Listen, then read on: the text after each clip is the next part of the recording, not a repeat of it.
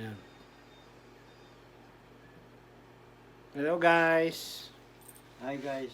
Video ni Tata Eugene Lolo Henyo to ha. Parang kamukha din sa dinownload ko. Kailangan ko i-downloadan siya nito.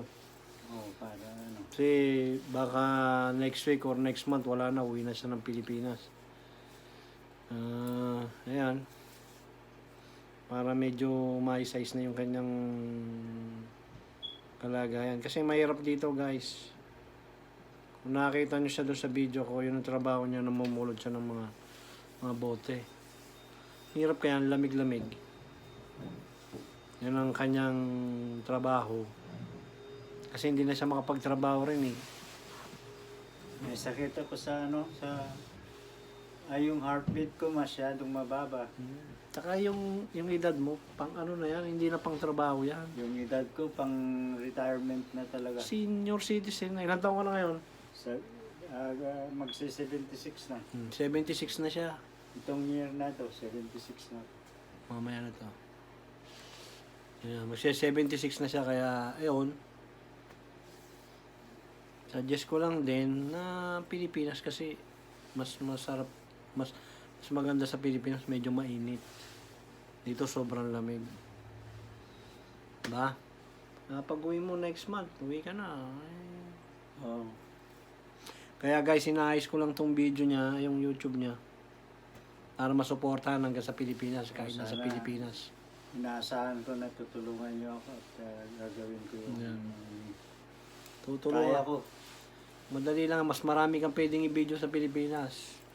Dito hindi yung pwedeng puro yelo, lamig-lamig sa labas. Pilipinas, pupunta ka lang sa bukid o sa mga taniman, may nakita ka lang, video mo lang siya na maliit. Ganun lang. Oh, kahit insekto lang doon. O kaya talaka. Video mo, ganun lang gawin mo doon yan. Kaya itong video na to, please guys, support nyo, lolohin nyo. Yes guys. Para at least tayo tinutulungan natin hanggang kaya natin. Kaya lang, isa rin tayong ampas lupa dito sa Canada eh. Hirap ng buhay dito. Pagka hindi ka nagtrabaho, pulutin ka kangkungan. Ay, talaga. Kailan Walang libre sa Canada. pagka hindi ka nagtrabaho, dapat may pensyon ka. Kasi pag wala kang pera, wala kang buhay. tatay kasi late na, hindi niya mabuo yung kanyang 10 years job. Kumbaga 10 years of working job here in Canada. Kailangan niya pa ng 3 years. Sa edad ni tatay, lolo, wala na. Pagdating niya ng 3 years, baka sa ginagawa niya araw-araw na namumulot ng bote, wala. Mahirap. Wala, baka masagasaan pa nga ako dyan sa gagaan eh. Nakabike to, guys. Kung napapanood nyo yung nakabike ko. Siya yung nakabike doon. Kaya, yun. Yun ang kanyang trabaho. Pupulot ng bote. Lahat ng beer. Lata ng mga beer. Hindi ba pwedeng lata lang ng soft drinks? Hindi, no? Hindi pwede yung soda, puro Hindi pwede. beer. Puro yung may alcohol. Yun ang kanyang pinupulot. Kasi may pati soft drinks sana, pero doon sa ibang probinsya, ng Canada, Pwede. Pero dito, hindi. inipon nila yung mga soda. May mahal din doon. Lahat, mga plastic, mga Tetra Paks, lahat ng pwedeng i-recycle, pinupulot nila.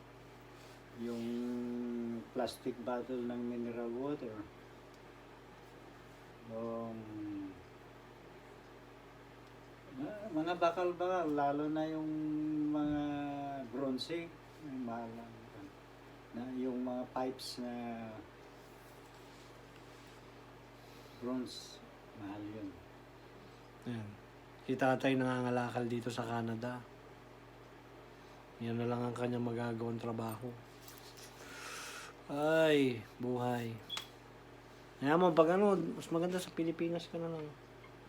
Support. Hindi na rin ako pwede doon kasi marami nangangalakal doon na hindi ako. Hindi mo na, wala na. Tama na yung kalakal. Doon ka na sa bahay. Iba ng ibang yung konting negosyo na magalaw-galaw lang yung katawan para magandang circulation ng dugo.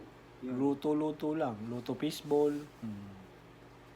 Kanina kumain kami fishball. Ha? Kung masarap yung pansos, ibigay mo sa akin yung ano. Len, ingredients? Oh, Oo, sabihin ko. Tatanungin ko mamaya. ano, isulat. Isulat mo na lang. Masarap. Kahit yung sauce lang kainin mo, ulam mo, okay na. Kahit wala nang fishball, wala nang ano. Kaya mo pag ano, iano ko yun. Ilalagay ko sa ano. Tapos iano ko yung mga ingredients. Dali lang yan. Okay guys, supportahan nyo si Lolo Henyo ha. Thank you for watching. Bana. Expected. Bye. Ayan, Lolo. Okay.